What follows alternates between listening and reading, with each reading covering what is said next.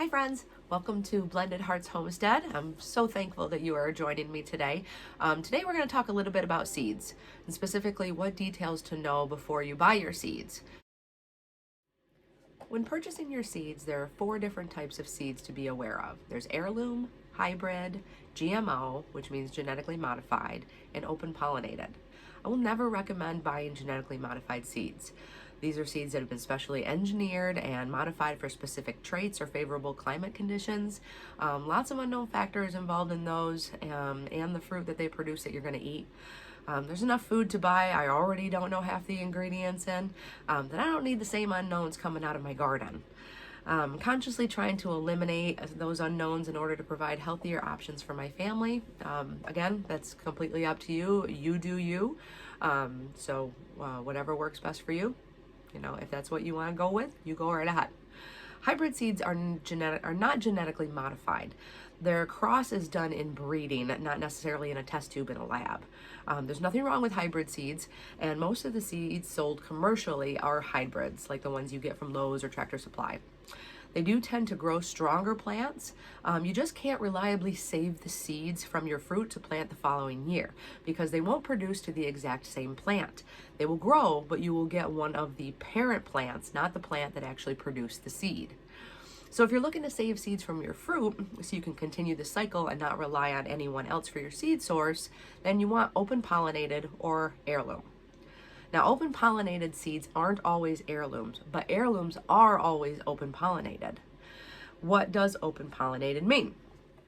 Open pollinated plants are produced by seeds that result from the natural pollination of the parent plant. Those pollination methods include self-pollination as well as pollination achieved by birds, bees, and other natural means. After pollination occurs, the seeds are allowed to mature and they're then collected. One very important aspect of open pollinated seeds is that they grow true to type. This means that the plant produced from the collected seeds will be very similar to and display the same characteristics as the parent plant. Heirloom seeds are open pollinated seeds that have been passed down through generations. Looking back on the 1700s and 1800s in the expanding United States, families grew food on their subsidized farms. They saved seed, selecting for the best traits. As seeds from this era got passed down through the generations, they became known as heirlooms. Think of heirlooms as seeds passed down from our ancestors, like jewelry or recipes, given to us to continue nourishing our families. They are true to form type seeds and can be harvested and reseeded year after year. Over time, and by continuously selecting seeds from the best plants in your garden, you can continue the lineage of heirloom fruit, being known for their unique flavors with that homegrown feel that's difficult to find in the supermarket. So, where can you buy seeds? Almost everywhere, from the dollar store to online companies. Think about the type you want to grow and go from there. We are focusing this year on heirloom seeds, primarily because I want to seed save this year and we're gonna give that a try. So I primarily ordered from Baker's Creek and Me Garden this year. So Baker's Creek has an awesome seed catalog.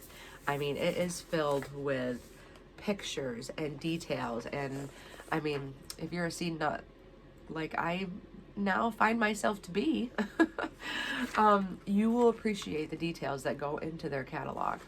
They specialize in heirloom seeds, so it's definitely one of the better places that I've read reviews on to get seeds from, and we're going to give them a try this year. Me Gardener is another one that I bought seeds from, and I'll link both of these in the description below so you can find them for yourselves. Now, depending on where you get your seeds from, the directions on the back of the seed packet will vary. They're probably going to be different from company to company. So learning how to read seed packets to maximize your garden potential and to keep records for your specific growing zone is very important. Also pay attention to the plant type and variety. Plant types are like the basic plant, like tomato, but the variety is unique. For example, I'm growing 4 different types of tomato varieties this year. We are growing beefsteak tomato, red cherry tomato, Kellogg's breakfast tomato, which is a yellow variety, and delicious tomato. The first 2 varieties, the red cherry tomato, and the beefsteak tomato we grew last year. And I know they will taste great and produce lots of fruit, so we're gonna go with them again this year. The second two are from Me Gardener, and they're new to me. A few kinds that I found interesting and want to try out. So keeping track of the variety you grow is important to knowing which ones you liked, which ones you didn't, and therefore which ones you're going to save seed from for the following year. Now again, depending on the company, you may find extensive directions on the back of the seed packet for your vegetables or fruits, or you may not. The seeds I got from Me Gardener have excellent directions for when to start them indoors, when to direct sow them outside, how deep to put the seed in the soil, the number of days it takes to germinate, as well as the desired germination temperature to maintain, how far apart to space your plants, and how long it takes the plant to reach maturity. Everything that you could possibly want to know about your seeds and the plants is on the back of the seed packet from Me Gardener. Another thing that could be mentioned is the sun or shade required for the plant. Keep note that partial sun and partial shade mean the exact same thing. But you'll probably see it listed on the packets in different ways, so don't get confused. Another thing to keep in mind about sun and shade is when planting the variety of plants you're growing together. For example, you don't want to plant tomatoes next to a row of corn where the corn could cast shade over your tomato plants. So I just received my order from Baker's Creek, so we're gonna go ahead and unveil this together. Okay, so here came in this nice little package. It's got a beautiful photo on the back of the package. That's the amazing Chinese pink celery. It's just beautiful packaging. So I'm gonna open this up and take a look at this. So they actually come with little containers on each side. So I've got my vegetables on one side and my herbs on the other. So let's take a look at some beans. So these are the blue lake bush beans. They looked like they were going to be, from the reviews that I read, they're going to be excellent in this zone for growing and produce lots of beans. So I'm excited to give these a try. So let's see what it says on the back. Blue lake bush. Delicious, tender, crisp pods have been a garden standard for decades. Early cropper, very productive. Planting instructions. Bush habit requires no staking. Direct seed after late frost. Soaking seeds overnight. Pick frequently to keep plants productive. Succession plant for prolonged harvest. And then it says it sprouts in 7 to 14 days. The ideal temperature is 70 to 80 degrees Fahrenheit. Your seed depth to put in the soil is 1/2 to 1 inch deep. Space your plants 4 inches apart. It's not frost hardy, so you definitely want to plant after the last frost. And it requires a minimum full sun of 8 to 12 hours. So there's a lot of detail on the back of these as well. Very helpful. I'm looking forward to diving into some of these ones. So yeah, so these come in very large packages, actually larger than I've ever seen most seeds. This is my oregano from them, and it also has a lot of information on the back. So looking forward to giving those a try and seeing how they come out. Now, sometimes you'll get seed packets that, again, don't have a lot of information on them, and you have to do a little bit of research.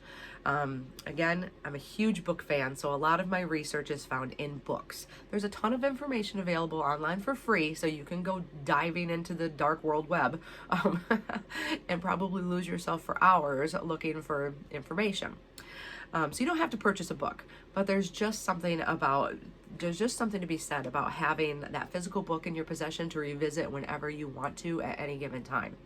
So I've got 2 fantastic resources that I want to recommend to you. The first book is by Jessica Sowers. Now, she runs the Roots and Refuge Farm YouTube channel and website, and it is a fantastic resource. I've learned a lot from her this year. I stumbled upon her YouTube channel this year, and already I have learned so much from her. So I highly recommend anyone who wants to learn more about gardening and different tips and tricks, go to Roots and Refuge Farm on YouTube and find her. She wrote this book called The First Time Gardener, Growing Vegetables. It's a treasure trove of information. She teaches what every garden needs to succeed, how to create a garden, what plants to grow in which seasons, even in winter. So I'm actually looking forward to possibly doing some winter crops next year. what it means to harden off your plants, to planting inside, transitioning them outside for the transplant, harvesting, and everything in between. This little book is an invaluable asset to any gardener. It's got amazing pictures, lots of just fantastic information to have on hand. It definitely helps eliminate looking up on the web some of the details that you that you were looking for. Another fantastic resource I found is Amy Fell's book, The Homesteader's Herbal Companion. She is the founder of the Homesteaders of America, and that is another fantastic resource, and even a community to be a part of for anybody who's into homesteading, gardening, any of that kind of stuff. But this Herbal Companion book goes into everything you can ever need to know about growing herbs, preserving herbs, and the best part that I like, what more we can do with those herbs. I haven't read the entire book yet, as I'm just getting into it now, but even in the first few chapters, I know this is a phenomenal resource to have. Everything I need to make salves, soaps, lotions, tinctures, any other natural medicinal remedies is right here. All the recipes are in here, how to do it. She goes into depth with our herbs and even how we can give them to our livestock to enhance the health of our animals. So I'll put a link below into both of these books and their websites, so you can take a look at those. No affiliation. But Amy also wrote a book on raising chickens. I don't have that one, but I'll wager that that's also an excellent reference to have for anyone who is looking to get started with chickens. Now, aside from all of that, one of the other things that I would strongly recommend when gardening is to keep record of everything that you're doing.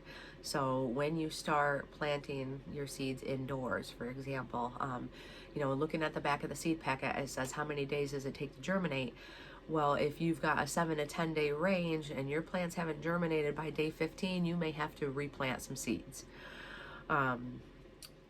Or for example, if it says you've got 75 to 90 days to maturity and you're running along day 80 and thinking, where's my fruit? You may have had a later, spring, possibly a heavy rain, something that stunted the growth of the plant so that it's taken a little bit longer to mature than what it normally would have.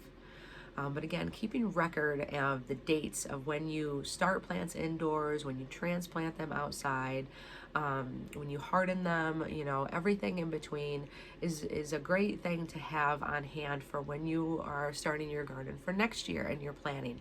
What varieties did really well for you? What varieties didn't, and you're not going to try them again. Another thing that I strongly recommend too is every year try something new. Get a little crazy. Don't be afraid to try something that you've never tried before. That's the beauty in gardening, because nothing ever fails. We just learn from it. For example, this year, we're going to try growing peanuts. I got the Virginia peanut from Me Gardener, and I was like, you know what? Let's just give it a try. It'll be, if it succeeds, it'll be a nice little snack to have, and it seems like, everything is within reason of that it should be able to plant in this zone after the last frost. I am going to start them indoors, and then we'll go from there. But just try something new. Grab a new variety you've never heard of, and just check out the reviews. See what everybody is saying, if it tastes good, if it doesn't have any taste, if it didn't do well in zone 5B or wherever you're located. Just check things out and have fun with it. One of the joys of gardening is seeing everything grow and what God has given us. What He provides for us, for our families, is an amazing thing to watch happen. And to be able to harvest that and know that that food is being used to nourish our bodies and to help our community and our friends and family is one of the best blessings that I have taken away from having a garden. I was never a gardener, not even a little bit. I could barely grow an indoor houseplant without killing it. And a couple years ago, Jason started showing me how to garden, and I just started enjoying it and finding that that I enjoy seeing things grow. I enjoy making things out of what has grown in the garden, and I enjoy learning more about it so that way we can continue expanding our garden. This year I'm really diving into herbs, and I'm excited about that, and hopefully, things will go well. But I will definitely be keeping you posted about the progress. And if there's also any other tips and tricks that you have, please share them with me, because I am definitely not an expert. I am always learning, and I look forward to sharing information and advice between us. So with that being said, God bless you, and I hope that you have a wonderful day. Thank you again for watching us, and we'll see you again soon.